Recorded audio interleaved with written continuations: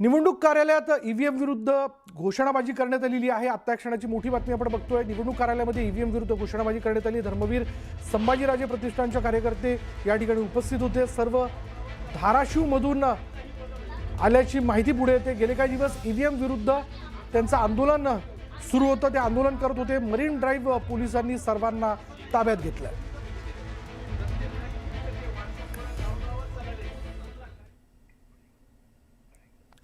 आता बघूयात बाळासाहेब ठाकरेंच्या जयंतीच्या निमित्तानं उद्धव ठाकरे आणि राज ठाकरे एकत्र येणार आहेत। 23 जानेवारी षण्मुखानंद सभागृहात याबद्दलचा कार्यक्रम पार पडेल आणि या कार्यक्रमाच्या निमित्ताने ठाकरे बंधू एकाच व्यासपीठावरती येणार आहेत। बाळासाहेब ठाकरेंच्या जन्मशताब्दी वर्षाच्या निमित्तानं ठाकरेंची शिवसेना आणि मनसे एकत्रित विशेष कार्यक्रमाचं आयोजन करणार आहे। महापालिका निवडणुकीच्या निकालानंतर दोन्ही भाऊ 23 जानेवारीला या कार्यक्रमाच्या निमित्तानं एकाच व्यासपीठावरती एकत्र येतील।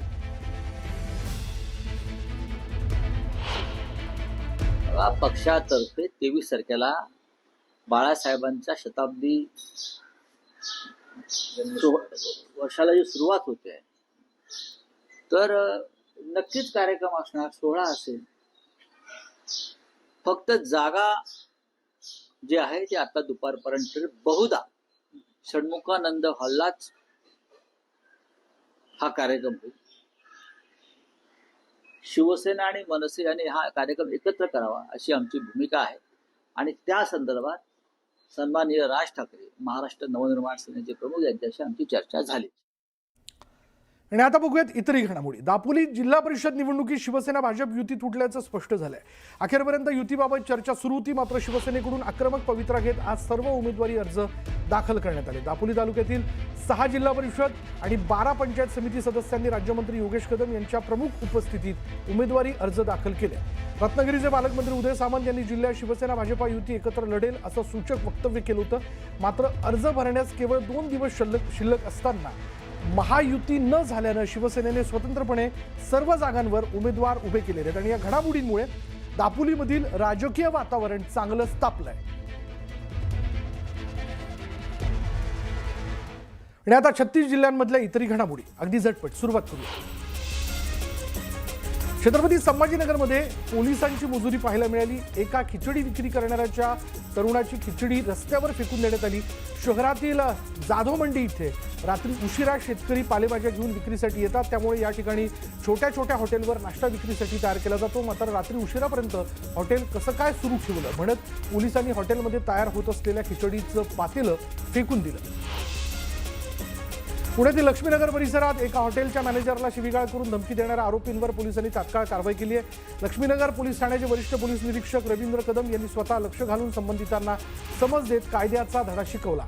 हॉटेल मॅनेजरला शिवीगाळ करून धमकी देण्यात आली होती। नाशकातील कामटवाडे परिसरात मद्यधुंद टोळक्यांनी धुडगूस घातला। भर रस्त्यात महिलेच्या पोटात लाथ मारण्यात आली। 5 जणांविरोधात गुन्हा दाखल करण्यात आला असून पोलिसांनी एका संशयिताला ताब्यात घेतलं। सोलापुरात ईव्ही मोटरसायकलनं अचानक पेट घेतला। शाळेतून मुलीला आणण्यासाठी पालक इलेक्ट्रिक मोटरसायकलनं आले होते आणि यावेळी अचानक या दुचाकीतून धूर येऊ लागला। तातडीनं 3 वर्षांच्या मुलीला मोटरसायकलपासून दूर नेल्यानं मोठा अनर्थ टळला। धाराशिव शहरातील आनंदनगर परिसरात दिवसाढवळ्या मोबाईल हिसकावून चोरीची घटना घडली, त्यामुळे शहरातील कायदा सुव्यवस्थेवर गंभीर प्रश्नचिन्ह निर्माण झालंय। काम आटपून घरी परतत असलेल्या एका तरुणाचा मोबाईल रिक्षातून आलेल्या चोरट्याने चालत असतानाच हिसकावून पळ काढला। काल कुर्ल्यात फेरीवाल्यांकडून झालेल्या मारहाणीनंतर पालिकेनं कारवाई केली। मारहाण झाली त्या ठिकाणी थेट बुलडोझर चालवला असून परिसरात सकाळपासून पोलिसांचा कडेकोट बंदोबस्त तैनात करण्यात आला। मुंबईतील कांदिवली पूर्वेकडील समतानगर इथल्या वेस्टर्न एक्सप्रेस हायवेवरून जाणाऱ्या डबल डेकर बसमध्ये अचानक भीषण आग लागली। आगीत ही बस पूर्णपणे जळून खाक झाली। या आगीत सुदैवानं कोणतीही जीवितहानी झालेली नाही। गेल्या काही दिवसांपासून निफाडच्या देवगाव भागात धुमाकूळ घालणारा बिबट्या अखेर जेरबंद करण्यात वनविभागाला यश आलं। परसराम बोचरे यांच्या शेतात लावण्यात आलेला पिंजरा जो त्या पिंजऱ्यात रात्री हा बिबट्या अडकला। 1.5 दिवसाची पायपीट करून मार्क्सवादी कम्युनिस्ट आणि अखिल भारतीय किसान सभेचा लॉंग मार्च पालघर जिल्हाधिकारी कार्यालयावर काही मिनिटात पोहोचणार आहे। आमच्या रास्त असलेल्या मागण्या सरकार आणि प्रशासनानं मान्य कराव्यात, अन्यथा आम्हाला रेल रोको करावा लागेल असा सूचक इशारा अखिल भारतीय किसान सभेचे अध्यक्ष अशोक ढवळे यांनी दिला।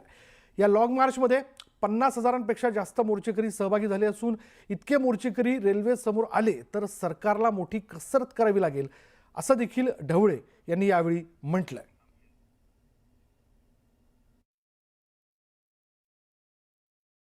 मार्क्सवादी कम्युनिस्ट पक्षाचा हा मोर्चा आपण म्हणतो तसं 55 किलोमीटर ते 60 किलोमीटर चालून आत्ता इकडे पालघरला येतोय.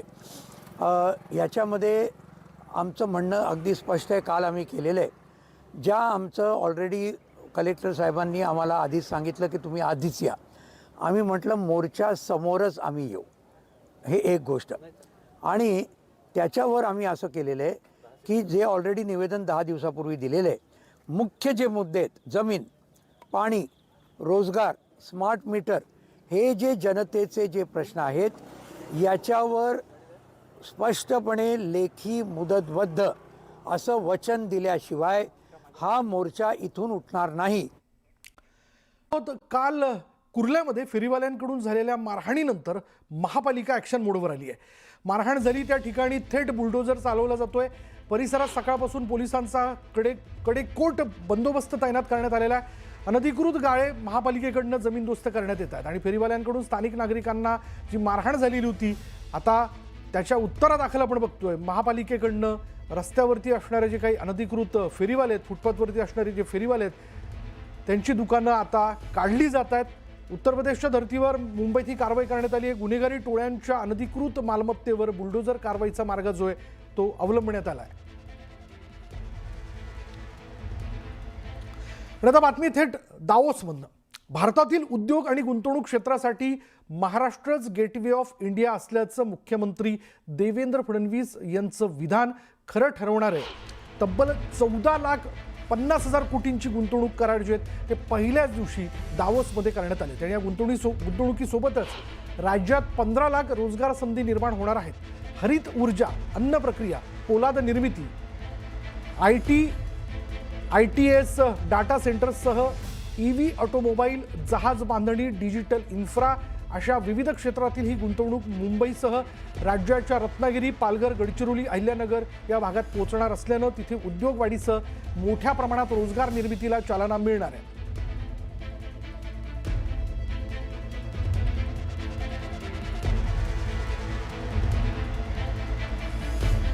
आता बाबू 36 जिल्ह्यांमधल्या वेगवेगळ्या घडामोडी. उल्हासनगरमध्ये दुचाकीवरून आलेल्या 15 ते 20 जणांच्या टोळक्यांनी गाड्यांची तोडफोड करत हा हैदोस घातलाय. यामध्ये अनेक कार, रिक्षा आणि दुचाकींची त्यांनी तोडफोड केली. भारतातील उद्योग आणि गुंतवणूक क्षेत्रासाठी महाराष्ट्रच गेटवे ऑफ इंडिया असल्याचं मुख्यमंत्री देवेंद्र फडणवीस यांचं विधान खरं ठरवणारं ठरलंय. म्हणजे तब्बल 14,50,000 कोटींचे गुंतवणूक करार पहिल्याच दिवशी दावोसमध्ये करण्यात आले आणि या गुंतवणुकीसोबतच राज्यात 15 लाख रोजगार संधी निर्माण होणार आहेत. सोलापुरात उद्या दुपारी 2 वाजेपर्यंत स्थानिक पातळीवरच्या सूचना ऐकल्यानंतर जिल्हा परिषदेसाठी युती जाहीर केली जाणार आहे. दादा भुसेंनी याबाबतची माहिती दिली आहे. गुहागर, चिपळूण आणि खेड पंचायत समितींवर महाविकास आघाडीचाच झेंडा फडकवणार असल्याचं भास्कर जाधवांनी म्हटलंय. तर भाजपला लोकशाही संपवायची असल्याची टीका त्यांनी केली. मावळमध्ये भाजप आणि राष्ट्रवादीचे कार्यकर्ते आमनेसामने आलेत. पंचायत समिती आणि जिल्हा परिषद निवडणुकीची उमेदवारी दाखल करताना ही घटना घडली. भाजपचे उमेदवार जात असताना राष्ट्रवादीच्या कार्यकर्त्यांनी जल्लोष केला आणि त्यामुळे भाजप नेते गणेश भेगडेंनी संताप व्यक्त केला. वाशिमच्या जिल्हाधिकारी कार्यालयावर महिलांनी ठिय्या आंदोलन केलं. KYC केल्यानंतरही गेल्या 2 महिन्यांपासून लाडकी बहीण योजनेचा हप्ता न मिळाल्याचा आरोप करण्यात आलाय. दरम्यान महिलांनी जिल्हाधिकाऱ्यांना घेराव घातला. थकीत हप्ते न दिल्यास 26 जानेवारीपासून आमरण उपोषण करण्याचा इशारा देण्यात आला. चंद्रपूरच्या इरेई धरणावरील जलवाहिनीत बिघाड झालाय आणि त्यामुळे चंद्रपूर शहरातील पाणीपुरवठा ठप्प झालाय. तातडीनं पाणीपुरवठा सुरळीत करण्याची मागणी करण्यात आली. बीडमध्ये क्रॉसिंगच्या ठिकाणी रेल्वे थांबवण्याची वेळ आली. सिग्नल यंत्रणा आणि पुरेसं मनुष्यबळ उपलब्ध नसल्यानं अडचणी आहेत. सिग्नल यंत्रणेसह उर्वरित कामं तातडीनं पूर्ण करण्याची मागणी जिथे करण्यात आली आणि रेल्वे थांबवल्यानंतर फाटक बंद केलं जातं. पण बीड ते चराटा रोडवरील परिस्थिती या ठिकाणी आपण बघतोय. सिग्नल यंत्रणेसह उर्वरित कामं तातडीनं पूर्ण करण्याची मागणी करण्यात आली आहे.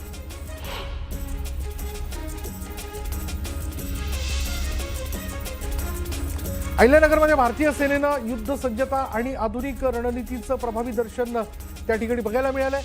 सेनेनं टँक, हेलिकॉप्टर, सुखोई आणि ड्रोनची ताकद दाखवली.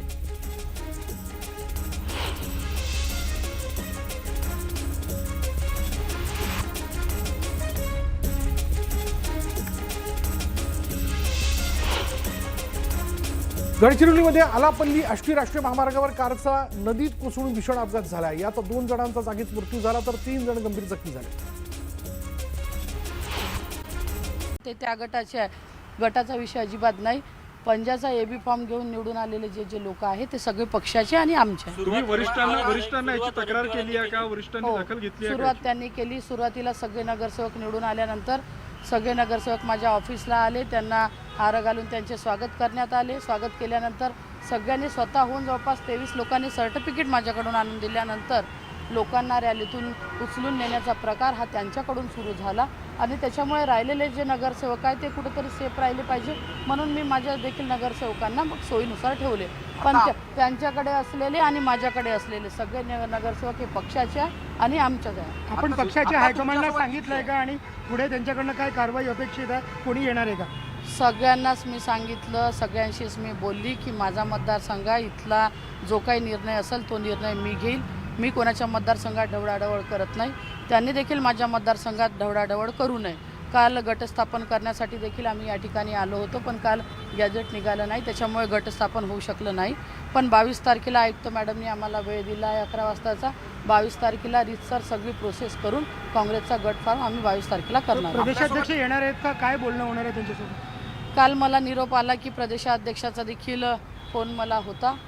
ते बोलले की ताई कुठलाही निर्णय घेऊ नका. खरं तर आज आम्ही जिल्हा काँग्रेस आणि शहर काँग्रेसचे सगळे पदाधिकारी मिळून आज नागपूरला आम्ही प्रेस कॉन्फरन्स या ठिकाणी ठेवली होती. पण त्यांनी सांगितलं की किमान आजच्या दिवस तुम्ही प्रेस कॉन्फरन्स घेऊ नका. वरिष्ठ नेते उद्या येणार आहे त्यांच्याशी चर्चा करा आणि त्याच्यानंतर जो काही निर्णय घ्यायचा तो निर्णय आम्ही घेऊ. तुमचं काही विजय वडेट्टीवारांशी बोलणं थेट बोलणं झालेलं आहे का? किती नगरसेवक आता आहे? माझ्याकडे आता माझे 13 नगरसेवक, जनविकास सेनेचे 3 नगरसेवक असे 16 नगरसेवक माझ्याकडे आहेत. तुमचं काही थेट वडेट्टीवारांशी बोलणं झालं आहे का? नाही. काही फोनवर बोलणं झालं आहे? त्यांच्याशी काही संपर्क आला? त्यांच्याकडून काही कोणाच्या माध्यमातून निरोप आला? काही झालं? नाही, निरोप आला का ना त्यांचा फोन आला का मी कशाला बोलू? चंद्रपूरचे खासदार मी आहे.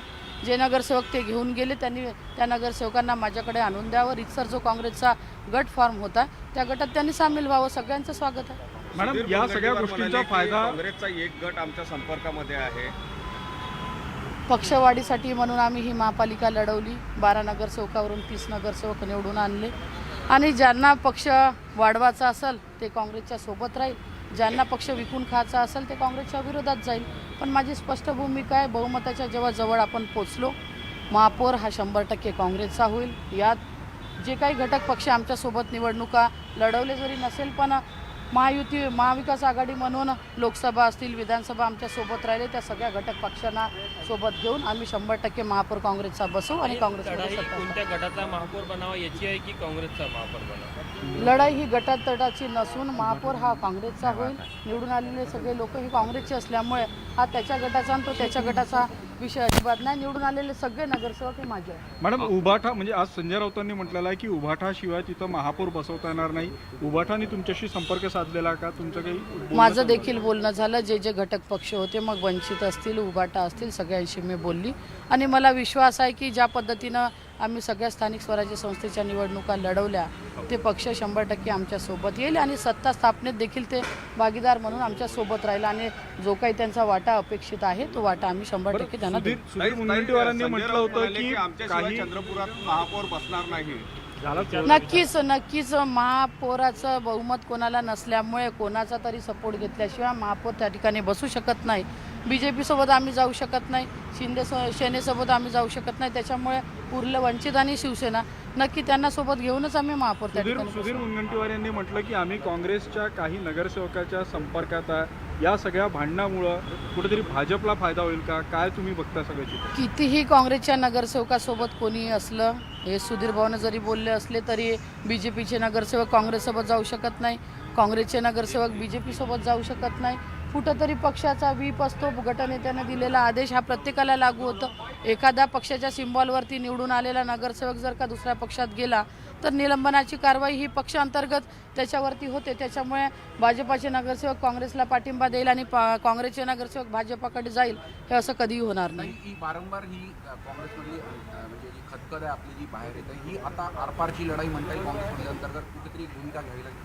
नक्कीच भूमिका का घ्यायची ते आमचं स्पष्ट आहे. कालच आमची जिल्हा काँग्रेस, शहर काँग्रेस आणि सगळ्या पदाधिकाऱ्यांची बैठक झाली आणि त्याच्या संदर्भातच आज आम्ही प्रेस कॉन्फरन्स आयोजित केली होती. पण मला सकाळी आज प्रांताध्यक्षाचा फोन आला की तुम्ही आजच्या दिवस वेट अँड वॉचची भूमिका घेऊन राहा, उद्या तुम्हाला जो निर्णय घ्यायचा आहे तो निर्णय घ्या. आमच्या बाबतीत आम्हाला जो अनुकूल आहे तो निकाल प्रदेशकडून आला तर ठीक आहे, नाहीतर जो काही निर्णय घ्यायचा आहे ते आमच्या सगळ्यांचं ठरवलं. तर प्रतिभा दानोरकर यांनी आपली भूमिका स्पष्ट केलेली आहे. त्याच्यामुळे चंद्रपूरमध्ये माझ्याकडे 16 नगरसेवक आहेत, वडेट्टीवार त्यांच्या बाजूने कोणते नगरसेवक त्यांचे काँग्रेसचे घेऊन गेलेले आहेत हे माहीत नाही, त्यांनी त्यांचं बघावं. पण या सगळ्या याच्यात निर्णय मीच घेणार असं त्यांनी स्पष्टपणे म्हणलंय. मनपा निवडणुकीत अख्ख्या राज्यात पानिपत झालेल्या काँग्रेसला फक्त लातूर आणि चंद्रपूरच्या जनतेनं हात दिलाय. मात्र चंद्रपूरमधील गटबाजीच्या कित्त्यामुळे हातात तोंडाशी आलेली सत्ता ही काँग्रेसला गमवावी लागण्याची शक्यता आहे. आणि त्याचं कारण म्हणजे काँग्रेसच्या खासदार प्रतिभा दानोरकर यांनी आपल्या गटाचे 12 नगरसेवक अज्ञात स्थळी पाठवले, तर विजय वडेट्टीवार यांनीही त्यांच्या गटाचे 15 नगरसेवक सुरक्षित ठिकाणी हलवलेत.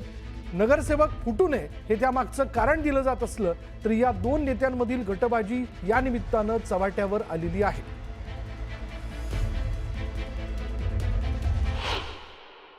सुधीरजी मुनगंटीवारांनी काय स्टेटमेंट केलं की काँग्रेसचा एक गट वगैरे हे सगळी अफवा आहे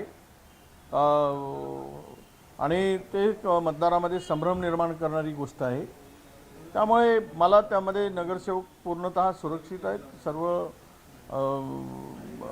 आमच्याकडेच आहेत. ते मग खासदारांच्याकडे असू दे की आमदारांच्याकडे असू दे, आम्ही काँग्रेसचे आहोत. आम्ही एकत्र येऊ, गटनेता तयार करताना एकत्र येऊ आणि सत्ता स्थापन करतानाही आम्ही एकत्रच राहणार आहोत.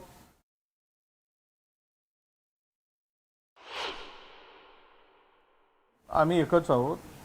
काँग्रेस पक्षाचे 27 नगरसेवक आहेत आणि 27ही एकत्र राहतील.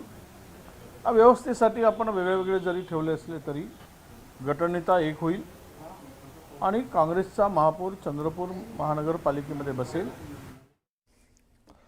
एकीकडे चंद्रपूर काँग्रेसमध्ये गटबाजी उफाळून आली आहे, तर दुसरीकडे सत्ता स्थापनेसाठी धडपडणाऱ्या भाजपनं काँग्रेसच्या नगरसेवकांना गळाला लावण्याचा प्रयत्न सुरू केला. त्यामुळे चंद्रपुरात काँग्रेस सत्ता सोपान गाठणार की भाजप काँग्रेसच्या हाती आलेल्या सत्तेवर हात मारणार हे आगामी काळात स्पष्ट होईल. त्यामुळे आता चंद्रपुरात महापालिकेवरती सत्ता स्थापन तर म्हणजे काँग्रेसकडे संख्याबळ चांगल्या पद्धतीने आलेलं आहे. त्यांना इतरांचा आधार घेऊन खरं तर महापौर जो तो बसवता येऊ शकतो, सत्ता स्थापन करता येऊ शकते. पण गटबाजीला काँग्रेसमध्येच पेव फुटल्याचं आपण बघतोय. असू शकता संपर्कात, कारण काँग्रेसच्या काही नगरसेवकांशी आमचे नगरसेवक बोलत आहेत की विकासासाठी तुम्ही आमच्या बाजूने यावं, आणि काँग्रेसचे काही नगरसेवक तसा प्रतिसादही देत आहेत. त्यांना याची जाणीव आहे आणि म्हणून भारतीय जनता पार्टीच्या काही नगरसेवकांना काँग्रेसच्या नगरसेवकांशी संपर्क करण्याची जबाबदारी देण्यात आली. संजय राऊत यांनी म्हटले की चंद्रपूरमध्ये उबाठाच्या नगरसेवकाशिवाय महापौर बसणार नाही. नाही, ते उबाटांची आपली युती नव्हती, पण उबाटा आणि आम्ही महाविकास आघाडीमध्ये एकत्र आहोत म्हणून आम्हाला वाटतं की आपण एकत्र राहून सत्ता स्थापन करावी अशी आमची भूमिका आहे आणि त्यासाठी त्यांच्याशी चर्चा आमची सुरू आहे. त्यांनी पण उबाठाने पण महापौर पदावर दावा केलेला आहे चंद्रपूरमध्ये. हो, मागं त्यांनी दावा केलेला आहे, प्रश्नच नाही. त्यांनी दावा करण्याचा त्यांचा अधिकार आहे, कारण पण ते आता चर्चा करून आम्ही तो निर्णय घेऊ. चंद्रपूर मनपात एकूण 66 जागा आहेत आणि सत्ता स्थापनेसाठी 34 या बहुमताच्या आकड्याची गरज आहे. मॅजिक फिगर 34ची आहे. सद्यस्थितीत कोणाकडेही स्पष्ट बहुमत नाही आहे. काँग्रेस आघाडीत एकूण जर आपण लक्षात घेतलं, काँग्रेसकडे 27 जागा आहे. काँग्रेस समर्थित जनविकास सेना यांच्याकडे 3 नगरसेवक आहेत. एकूण 30 नगरसेवकांचं संख्याबळ काँग्रेस आघाडीकडे आहे. बहुमतासाठी काँग्रेस आघाडीला 4 नगरसेवकांची आवश्यकता आहे. तर भाजप शिवसेना युतीत भाजपकडे 23 जागा आहेत, 23 नगरसेवक आहेत. शिंदेची शिवसेना 1 जागेवरती जिंकून आलेली आहे. असे एकूण त्यांच्याकडे 24 नगरसेवकांचं संख्याबळ आहे. महायुतीला बहुमतासाठी 10 नगरसेवकांचं संख्याबळ आवश्यक आहे. त्यामुळे यात शक्यता अशी आहे की भाजप काँग्रेसचे नगरसेवक पुढू शकतात. यामध्ये जर आपण पाहिलं तर एकूण जागा 66 आहे, बहुमताचा आकडा 34 आहे आणि यात उद्धव बाळासाहेब ठाकरे यांच्याकडे 6 नगरसेवक आहेत. त्यामुळे 6 नगरसेवक निर्णायक भूमिका बजावणार आहेत. शिवाय 2 नगरसेवक बहुजन विकास आघाडीकडे. वंचित बहुजन आघाडीकडे एकूण 8 नगरसेवक जे आहेत हे आपण जर पाहिले तर महत्वाची भूमिका बजावतील. अपक्ष 2 आहेत, बसपाकडे 1 नगरसेवक आहे, MIMचा 1 नगरसेवक निवडून आलेला आहे. त्यामुळे इतरांमध्ये जर आपण लक्षात घेतलं म्हणजे उबाठा असेल, वंचित बहुजन आघाडी असेल आणि इतर मंडळी काय भूमिका बजावत आहेत याकडे सगळ्यांचं लक्ष. भाजप समोरचे पर्याय काय आहेत बघा. यामध्ये आपण जर पाहिलं तर भाजपकडे 23 नगरसेवक आहेत, शिंदे गटाकडे 1 नगरसेवक आहे. त्याचबरोबर आपण जर पाहिलं तर उद्धव बाळासाहेब ठाकरे यांच्याकडे 6 नगरसेवक हे जर एकत्रित आले. त्याचबरोबर वंचित बहुजन आघाडी 2 नगरसेवक, इतरांमध्ये 2, असा 34चा आकडा जो आहे तो या ठिकाणी एकत्रित होऊ शकतो. असं गणित जमवता येऊ शकतं. पण बघूया बरं काँग्रेस समोरचे पर्याय काय बघा. काँग्रेसकडे 27 नगरसेवक आहेत, जनविकास सेनेकडे 3, उद्धव बाळासाहेब ठाकरे यांचे जर त्यांना जोडले गेले तर 6 नगरसेवक त्यांना जोडले जाऊ शकतात आणि वंचित बहुजन आघाडीचे जे 2 नगरसेवक त्यांना जोडले जाऊ शकतात. असा 38चा आकडा जो आहे मॅजिक फिगरचा तो गाठला जाऊ शकतो. तर पाहूया सत्ता सोपान गाठण्याकरता कोण काय करतंय आणि या सगळ्याच्यात घोडे बाजाराला चांगलाच ऊत येऊ शकतो.